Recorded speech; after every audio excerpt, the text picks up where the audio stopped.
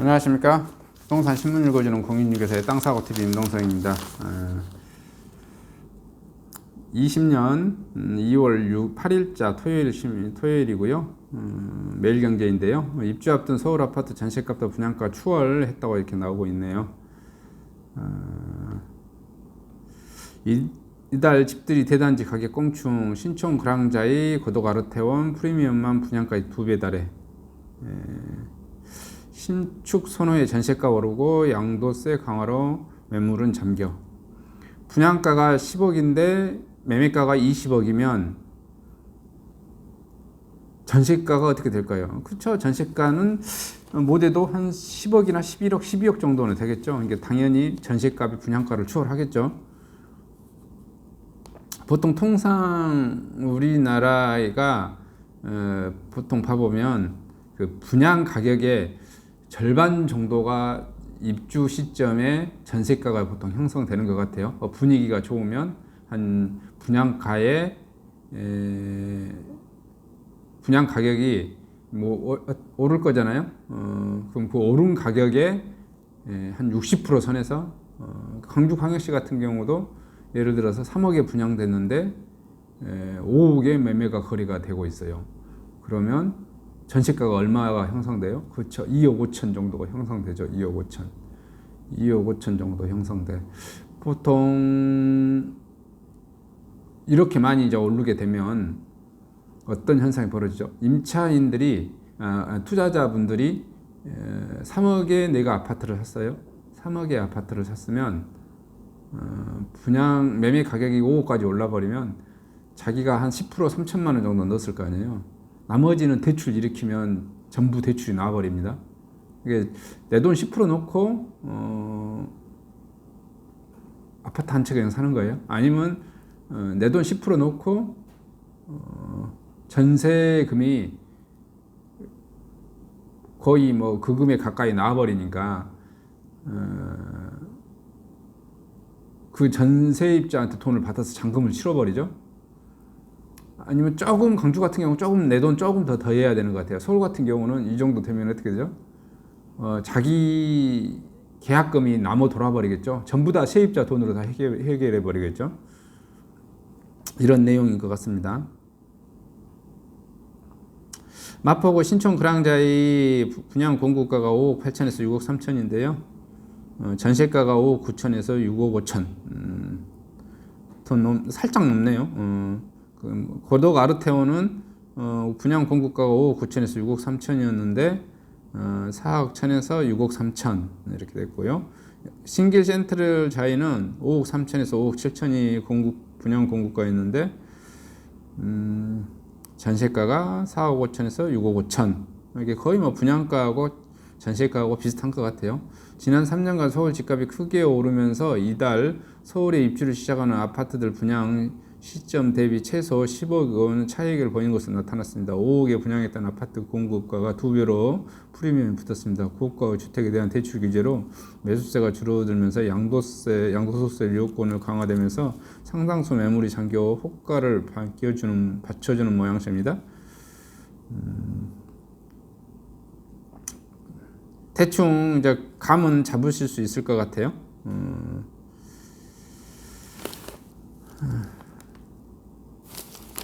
그 다음에 자고 나면 신고가 수용성 부럽지 않는 송도 청라 수용성 수원용인 성남 수용성이라고 그러네요. GTX 교통호재 풍선효과 확산 전문가 호가 주변 시세와 비교.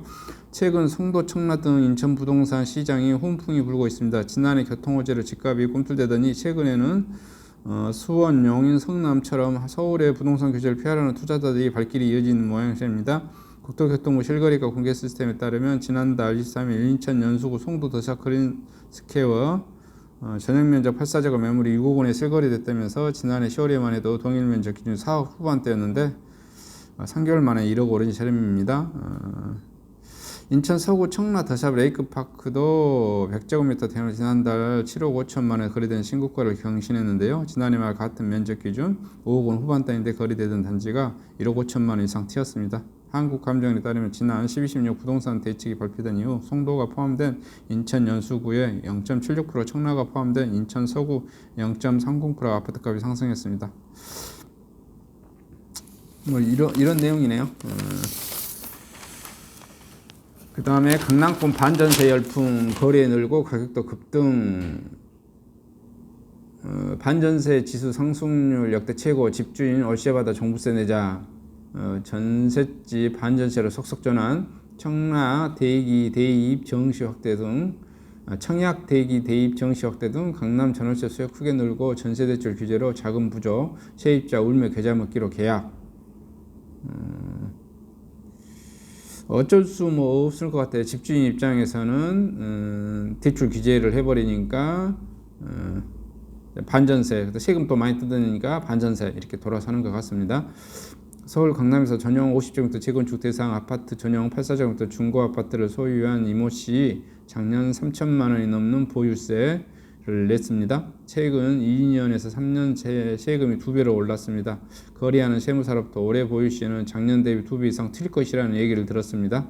이 씨는 세금을 감당하려면 임대료를 올리는 것 외에는 뾰족한 수가 없다고 판단해 중고 아파트를 전세에서 보증부 월세 반전세로 돌렸고요. 이 씨는 부부가 모두 정년퇴직에 일정한 수입이 없는 데다 대학에 다니지만 셋이라면서 내야 할 세금이 한두 가지가 아닌데 종부세만 해서 7천만 원 가까이 될 것을 들으니 어쩔 수 없다고 말했습니다. 서울 수도권 아파트 임대차 시장에서 전세 보증과 함께 매달 월세를 받는 방식의 임대차가 늘고 있고요. 이 시처럼 보유세 인상분을 월세로 충당하려는 집주인이 많아서입니다. 서울 부동산 정보공장에 따르면 서울 보증부 월세 거래 건수는 작년 10월 1,441건에서 12월 1,768건으로 23%가 늘었고요. 대치동 K공인 대표 종부세가 많이 나와서 부담된다며 기존에 내놨던 전셋집을 보증부 월세로 전환하는 집주인이 여럿이 있고요. 지금 나와 있는 매물 10건 중 9건이 월세 또는 보증부 월세라고 말했습니다. 인근 T공인 관계자도 봄 이사철이 다가오면서 전세 계약을 갱신할 때 전세 가격 상승분만큼 월세로 전환하겠다는 집주인이 꽤 있습니다. 자녀 학군 사교육 등을 고려해 기존 집에서 살고 싶어하는 세입자들이 어쩔 수 없이 끌려가고 있다고 말했고요. 집주인들 사이엔 굳이 전세를 택할 이유가 없다 이야기가 나옵니다. 월세를 일부 낀 형태가 내놔도 거래가 잘 돼서입니다. 매물 부족 현상이 심해지면서 임대차 시장이 집주인 우위로 급변하고 있고 내년부터 신규 입주 물량이 더 줄어들 예정에서 세입자는 집주인이 하자는 대로 끌려갈 수밖에 없습니다. 부동산 전문가는 당분간 보증부 월세 거래가 더 늘어날 것으로 보고 있고요. 올해 보유세가 추가로 오를 것으로 예상되면서 최근 정부가 내놓은 12.16 대책에 따르면 세주택 이상 및 조정대상 2주택 보유자의 종부세들이 최대 0.8포인트 오릅니다. 명목상으로는 집주인들이 세금을 내지만 결과적으로 세입자가 부담하는 꼴입니다. 보증부 월세 지수 상승률 역대 최고, 보증부 월세가 가격은 초강세입니다. 서울 송파구 잠실 리센치 전용면적 84제곱미터 작년 12월 보증금 5억 원, 월세 130만 원 계약됐건 이 아파트 9월만 하더라도 보증금 5억 원, 월세 100만 원의 안팎에 거래됐습니다. 10월에 같은 보증금 월세가 110만 원, 11월에는 120만 원 올랐습니다. 전세 매물이 없다 보니 세입자 수요가 보증부 월세로 몰리면서 시세가 올랐습니다. 서초구 반포 미도 아파트 전용 84제곱미터는 10월 보증금 2억 9천만 원, 월세 90만 원 거래되다가 12월 보증금 3억 5천만 원에서 월세 110만 원 꽁충 뛰었습니다. 강남구 애미한 대치 팰리스 전용 124제곱미터는 10월 보증금 15억에 월세 160만 원에 거래됐습니다. 연말에는 같은 보증금에서 월세가 250만 원으로 상승했습니다. 강남권 보증부 월세 가격지수가 변동률은 역대 최고 수준까지 치솟았고요. 한국감정원에 따르면 서울 보증부 월세 가격지수 변동률이 지난해 0.23% 기록했고요.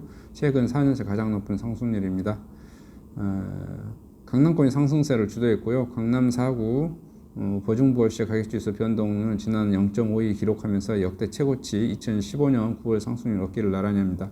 이처럼 보증부 월세가 가격 상승세를 보이는 것은 청약대기 수요 증가, 대입, 정시 확대 등으로 전월세 수요가 크게 늘어났기 때문입니다. 까다로운 전세대출 세입자들이 보증부 월세 대출을 선택하는 요인이 됐고요. 정부는 2018년 9월 13일 부동산 대책부터 다주택자들의 전세 대출 수요를 규제해요. 반포동 피공인 관계자는 전세 매물이 워낙 귀하고 값이 가파르게 오르다 보니 감당을 못하는 세입자가 많다며 대출도 안 되니 세입자들이 보증부 월세로 내는 계약을 선택하고 있다.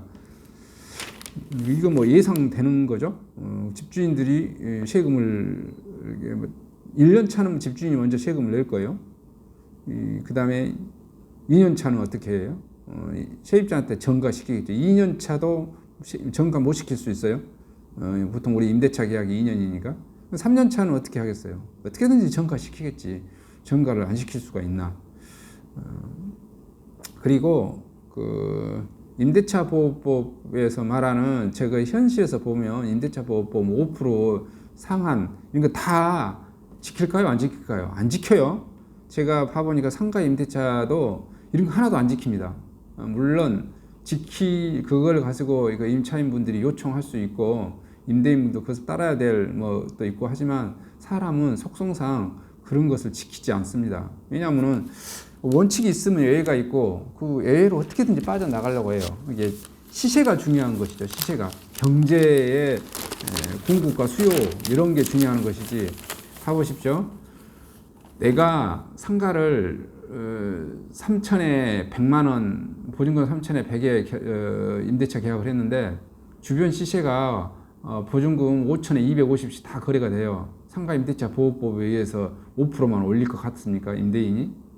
어떻게 해서든지 5천에 200이 주변 시세면 5천에 200까지는 못 받더라도 150, 170, 180 이렇게 받으려고 해요. 다.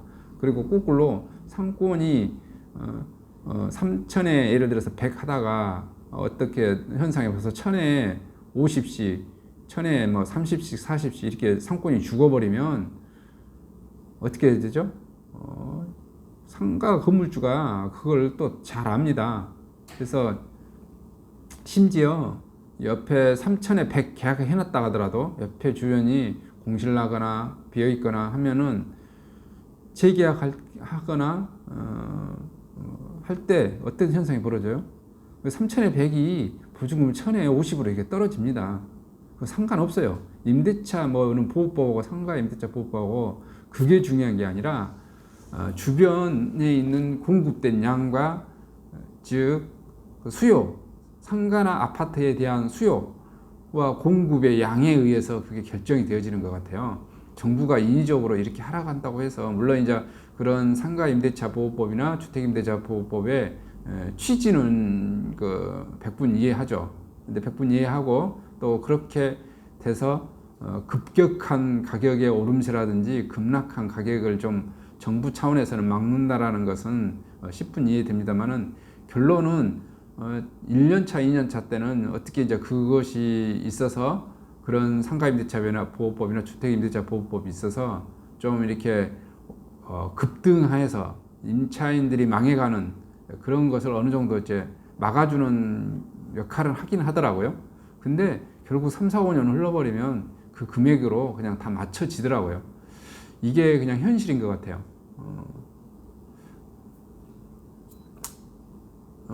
여기까지만 말씀드리고 싶습니다. 더 이상 진행되면 또 이렇게 케이스 바이 케이스로 각각 다르니까요. 이상 전국 부동산 관련 소식을 마치도록 하겠습니다. 감사합니다.